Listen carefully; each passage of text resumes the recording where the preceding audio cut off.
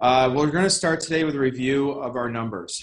As the governor reported yesterday, as did I, we've had a significant decrease in new cases and hospitalizations in the past few weeks. Today, we had 188 new lab-confirmed cases and 94 positive home tests reported. Our 7-day average of new cases is currently 305. Our hospitalizations stand at 486 with 72 people in the ICU. 4 weeks ago, we had 2,400 total new cases and a 7-day average of 2,483. Our hospitalizations at that time were 726 with 126 people in the ICU. In direct response to the trends in case numbers and hospitalizations, yesterday, Governor Kathy Hochul lifted the indoor vaccine or mask mandate for businesses effective today. I also ended the requirement that guests and employees wear masks inside most county facilities. However, there are a number of locations still under a state mask requirement. Those include state-regulated healthcare settings, state-regulated adult care and nursing homes, correctional facilities, schools and child care centers, homeless shelters, domestic violence shelters, and transportation centers, including buses, trains, planes, and subways. As part of her announcement yesterday, the governor specifically addressed the masking requirement that is still in place for schools. In advance of the upcoming February break, the state will be making tests available, and it's encouraging parents to test their children before returning after school break. The state will be reviewing that testing data as well as other COVID data and will review the mandate again in early March. This makes sense. It gives our schools and parents a timeline for review and provides the state with data to follow in making a decision regarding the mandate. While some mask mandates are ending, it doesn't mean COVID is over. It means we're in a new phase of controlling it. There are still hundreds of new daily cases and still too many people who are hospitalized with COVID. Remember, more than 1,700 residents of our county have died from this virus since the pandemic began. We're now in the common sense phase of controlling COVID. Each of us must make a determination of our own risk and comfort level. Dr. Mendoza will cover this in a few minutes, but it's still important to test, get vaccinated and boosted, and protect yourself and your family. There are still many in our community who have underlying health issues, vulnerable family members, or young children who will continue to mask as it's the right thing to do for them. I urge everyone in our community, please respect others and their personal decisions around their health and safety. This virus is going to be a part of our lives moving forward, and it's up to each individual to decide what precautions are right for them. Common sense measures like staying home if you don't feel well, isolate or quarantine if you test positive. Moving forward, containing COVID, here's what Monroe County is doing. We are maintaining our vaccination and testing clinics, as well as our work with the Rochester City School District for pediatric vaccine clinics. Information about all of our clinics and testing opportunities can be found on monroecounty.gov or by calling 211. With the school mask mandate still in place, we have purchased 500,000 pediatric KN95 masks for school children. These masks will be here in a few days, and we'll announce those distribution plans soon.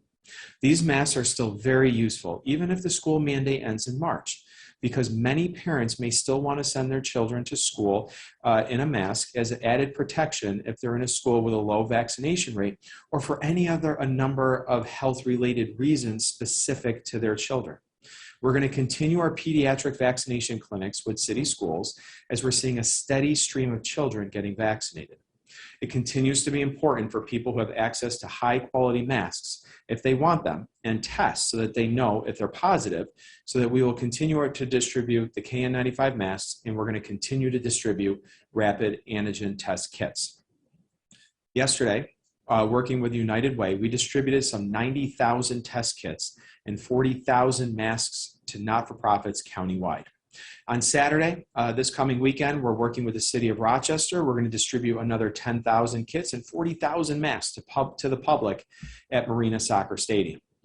We continue to receive additional rapid test kits, and we'll announce further distribution efforts in the coming days and weeks. And now we'll hear from Dr. Mike Mendoza. Thank you, County Executive Bello, and good afternoon to members of the media. We are entering a new phase of this pandemic. Our numbers are improving. The Omicron surge is by every measure now behind us. Our hospitals remain full, but relief is in sight. and we are now left with the next challenge. How do we navigate this next period of uncertainty? First, let's remind ourselves of what we know. COVID is still here, and it will be for a while. This doesn't mean that we live in fear, but rather that we must continue to base our individual and collective decisions on facts, science, and our own assessment of risk to ourselves, our families, and our community. We also know that the vaccines are highly effective. They work to keep people healthy and out of the hospital or worse. Our community is among the most vaccinated counties in our region, and yet many pockets of our community are still vulnerable. 27% of people age 5 and older are not up to date with their vaccines. 23% of individuals 65 and older have not yet gotten their booster. And the rates of vaccination in our K through 12 schools ranges from 55% to 93%, suggesting that many of our youth remain susceptible to infection and the possibility of long-term effects of COVID in rare instances. We still have work to do, whether we mandate masks or not. Because preventing the spread of COVID isn't just about doing one thing or not. It's about considering all of the tools at our disposal and using them appropriately, balancing them with other priorities, health-related or otherwise. I realize that today many are focusing in on masks, so let me reiterate. Masks are highly effective, especially for those who are most vulnerable. Whether it's a result of an individual health concern, where you live or where you work, or because of those who you come in close contact with, masks can and will have a role in keeping each of us and our community safe. We shouldn't need a mandate to tell us that, and I believe we need to continue to keep working toward keeping ourselves healthy and safe from COVID without them whenever possible. Given where we are with COVID and Omicron, I support the discontinuation of mandatory masking in most indoor public spaces. We know that bars and restaurants have not shown to be a major source of spread. The same is true of large sporting events and outdoor activities. And without question, I believe we need to continue indoor masking in healthcare settings and the like. Our numbers currently suggest that the benefit of mandatory masks in schools is changing, and now is the time for schools and parents to consider when and where masking does make sense, and when masks could safely be made optional if the mandate in schools should change. Let's remember that one reason schools have been so safe is because they have led our community in implementing the many risk mitigation strategies that science has recommended. And this is especially so with masking. So as we look ahead to the next stage of the pandemic, where masks may not be required, and when eventually schools might consider making masks optional, let's resist the temptation to throw caution to the wind and pretend that COVID is over, because COVID is not over. Instead, let's continue to carry an appropriate level of caution. And let's keep in mind the things that should guide how we take advantage of all of the tools to prevent COVID, beyond simply wearing a mask or not. First, are you personally at higher risk of disease or death should you contract COVID? Are you up to date with your vaccine, including a booster if you are eligible? Will you be in small, enclosed, indoor settings often, where you will encounter people from outside your household or people who you do not know? Do you have disease-acquired immunity from having recovered from a recent COVID infection? What is our community vaccination rate? And what is our community prevalence rate of COVID? And how do these rates look in your immediate community? And if you are wearing a mask, is it a high-quality mask like an N95 or KN95? And will you be able to wear it properly and consistently? Many of us are tired of COVID, and others, unfortunately, do not yet have that same luxury. We still have people hospitalized from COVID, and people continue to succumb to COVID. Many individuals, young and old, are suffering from long-term effects from COVID. Let's not forget who these people are. They are people we know in our communities, in our schools, and in our churches, and many of them have very legitimate reasons to be concerned, especially as we look ahead to this next stage of the pandemic. And most importantly, as we navigate this next stage, let's do so with respect and civility, and a renewed commitment to science and obtaining information from reliable sources. With that, I'll turn it back over to the county executive. Thank you, Dr. Mendoza, and we will now open up to questions. All right, first for questions, we have Raquel Stevens with WXXX. Oh, hold on. Hello, can you hear me? Yep. Hi, Raquel. Yes. Hi, how are you, County Executive and Dr. Mendoza? My question is in regards to schools with low vaccination rates. Have you thought about implementing some type of stricter protocols for those with low vaccination rates if this mask mandate does in fact lift for schools in March? Well, I'll tell you what we have done, because we are equally concerned about low vaccination rates, particularly amongst the newer age groups that are recently online. So we've been working with school districts, particularly the Rochester City School District, to host pediatric vaccine clinics to try to get those numbers up in the meantime. And we've been doing that with some great success. The school district has done really a wonderful job engaging and interacting with their parents and families. And so we're going to continue to schedule a number of more of those throughout the district at additional school buildings in the coming weeks. And we're going to continue those efforts through the rest of the coming months through this, just because the mask mandate may have gone away for public buildings, and it may go away for schools as well as we get into March. That doesn't mean that the vaccine efforts that we've undertaken are going to be relaxed. So we're going to continue to do that. Additional restrictions have not been discussed at this point because there is still a mask requirement in all schools at this point, and that's going to be reevaluated, I believe, the first week of March. I'll simply add that, this decision is one that's going to come down to conversation between parents, between families, and with their school leadership and teachers. One size doesn't fit all, and that's what we're learning now. And when we look at the individual communities, if you've got two communities, one with a 2-time higher vaccine rate than the next, you can assume that the rate of contracting infection will be higher in the community that has a lower vaccine rate. So without masks, I think now is actually a really good opportunity to consider getting that vaccine if your child happens to go to a school that has a relatively lower rate of vaccine. Is there any fear at all that not masking will get these numbers back up, these COVID case numbers back up? Well, that's certainly what we hope not to see. We will continue to follow the numbers. We have many indications from all of the metrics that we've been following every day since the beginning of all of this. And if we start to see concerns, we will certainly reevaluate. But I do believe that our parents and families are tired and sick of COVID and want to do everything possible to keep our kids healthy and safe without the need for masks. But we won't be able to know the true effect of that until later. But I do think now is a very reasonable time to take these steps because the balance of risk is changing. We know the numbers are improving. Schools know what to do. Parents know what to do. Very shortly, we're going to have vaccines available for all individuals age 2 and above. So I think we have all the tools necessary. And at this point, it's really up to everybody to make those common sense decisions for themselves and their family. Thank you. Next up, we have Natalie Kutchko with 13 Lamb. Hi, everybody. Thanks for your time. My first question is for Dr. Mendoza. Given the way that numbers have decreased as they have, and you mentioned this next phase of COVID, is it safe to say that Monroe County is past its peak? You also referenced that, the Omicron surge is below us at this point. So have we hit that peak as a county? I think the numbers would indicate that we have passed the spike, the surge of Omicron. We know that the numbers aren't as accurate as they used to be because we now have home tests in the mix. The positivity rate is going to be different because we know that not everybody who has had a negative test will factor into that rate. But when you look at all of the data taken together, I think it's pretty safe to conclude that Omicron is behind us.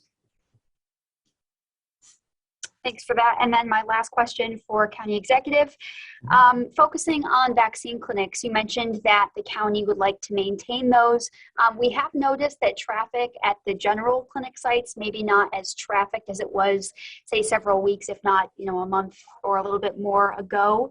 How will those continue to be staffed? Will you keep as many people there? Will we see some closures? What's that looking like in the days, weeks to come? Yeah, well, we're reevaluating that now because you're right. The traffic that we have received, the demand has been waning at our vaccination clinics. So we're going to continue to monitor that and adjust that. One way that we're managing through that is we're changing strategy slightly, that we've been able to transition some of our staff from the larger vaccination sites to more targeted vaccine sites, such as the clinics that we're working with the Rochester City School District. So again, it almost follows this progression if you think about it this way. When we started the vaccination process, we started with large vaccination sites like the convention center. When vaccinations started to wane from the convention center, we moved down to more targeted vaccine sites, smaller, and we could do more of them. And then as that demand shrank, we were able to do even more sites, make them smaller, make them targeted. And we're just sort of following through that process as we continue to go. Smaller, but we're still making them available to the public. I don't anticipate them going away anytime soon because at the end of the day, the vaccine is the number one thing that you can do to protect yourself. Yes, masks still work, social distancing, staying home if you're sick, things like that. But the vaccine is what keeps us out of the hospital in the event that you catch the virus. So we want to make sure that it's still available to the community.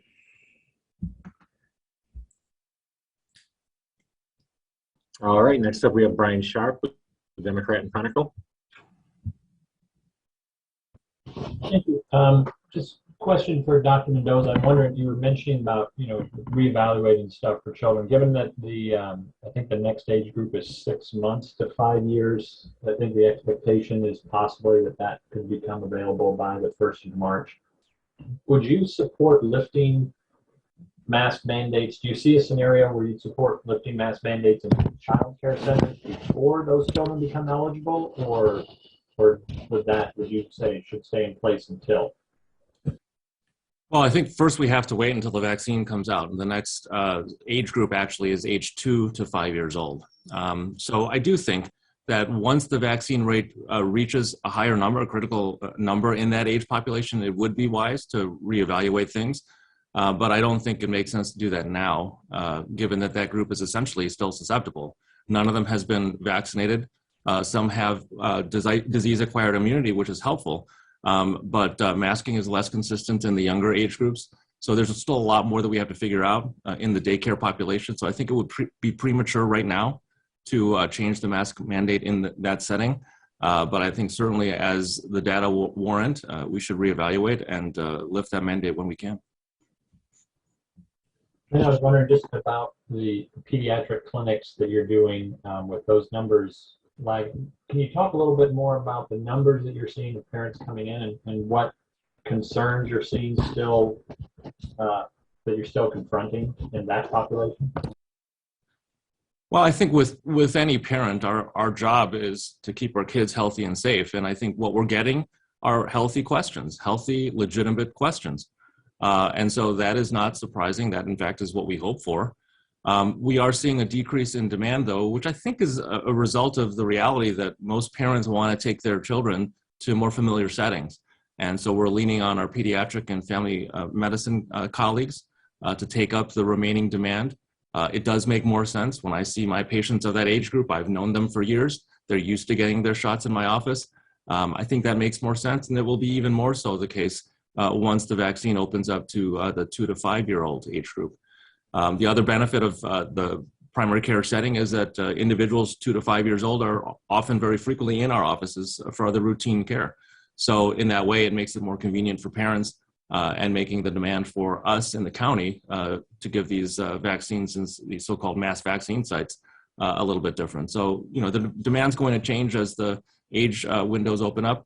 But I do applaud parents who ask healthy questions. Our job is to answer those questions to the best of our ability.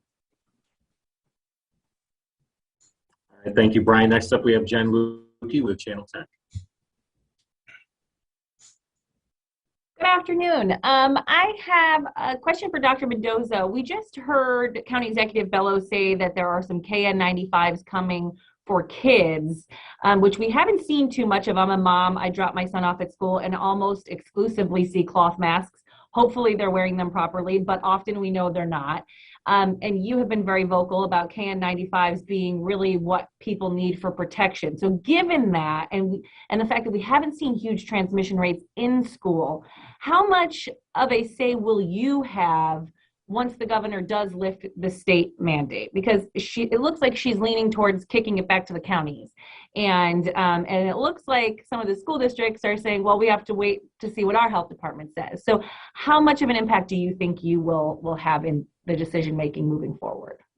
I don't envision any different role than I've had all along.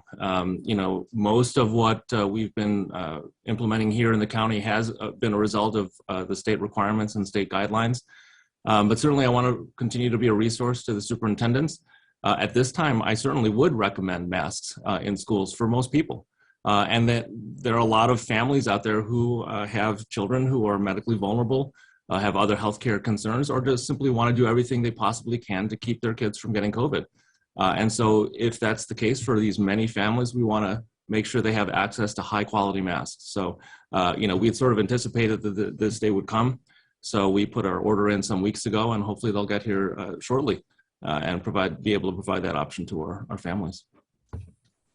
And lastly, I know there were some recent changes to Test to Stay. And if I'm correct, it is that they can now test to stay for activities, but can't play against other schools. Is that accurate? And how has that been going? I know RCSD has one location to do it. The new guidance says it wants to be as accessible as possible to all districts, all schools. So how's it going? One, do you agree with the changes that have been made, and do you think it needs to be expanded further? I think the changes are a modest improvement from where we were before. I would like to see us continue to work toward expanding them more fully to allow more people to be able to go to school safely.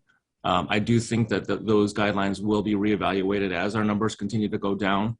But the reality is that Test to Stay has not been as much of a factor in this community because we're not doing the contact tracing that we had been doing before. So, the notion of a child who's under quarantine, we just don't have as many of those children anymore now that we're not doing contact tracing. So, I do want to provide every opportunity for kids to participate in interscholastic activities. I think that's the beauty of why many children enjoy extracurricular sports and activities.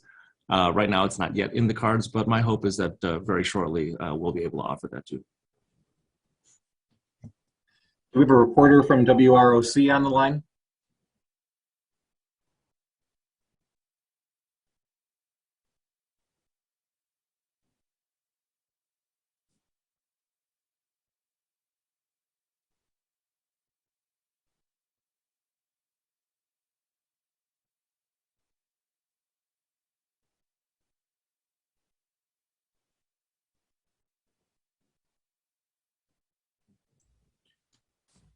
Well, Go ahead. Go ahead, Adam. Doctor. All right. Well, I was going to say, looking at it from my perspective, it has to be a combination of both. I mean, we're seeing the decrease in the Omicron variant in these cases across the country. We did see an impact when masks started getting worn back in an increasing number back at the end of November, early December. I think masks make a difference. The other indicator that you could see with masking is if you look at flu cases. We were just talking to the hospital systems yesterday where we started to see an increase in flu last November, October and November.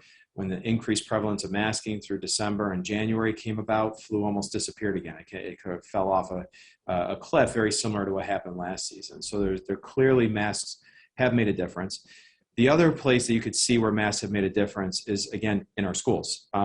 Schools have remained one of the safest places for our kids to be. And it goes back to what Dr. Mendoza said earlier, which is that they've really been at the forefront and leading edge of the COVID mitigation strategies taking place in the beginning to make sure the schools can stay open, limit the spread, and limit the number of people quarantined and isolated. And the fact that schools have remained open and we've been able to limit and not really seen a lot of in-school transmission even through the Omicron surge, I think was a good sign that they were working. But we're at a new stage of this pandemic now. And we've seen the cases go down dramatically over the last few weeks. Our case numbers are now lower than they were when the mask requirements were put into place. So I think we're in the right spot and doing the right thing right now by relaxing those requirements. And then we'll just have to look at the data as we go through the next following weeks. But I think we all want to get to a place, even as a parent myself, I have 2 kids in school. we all want to get to a place where our kids don't have to wear masks anymore in school. And I think that we're almost there.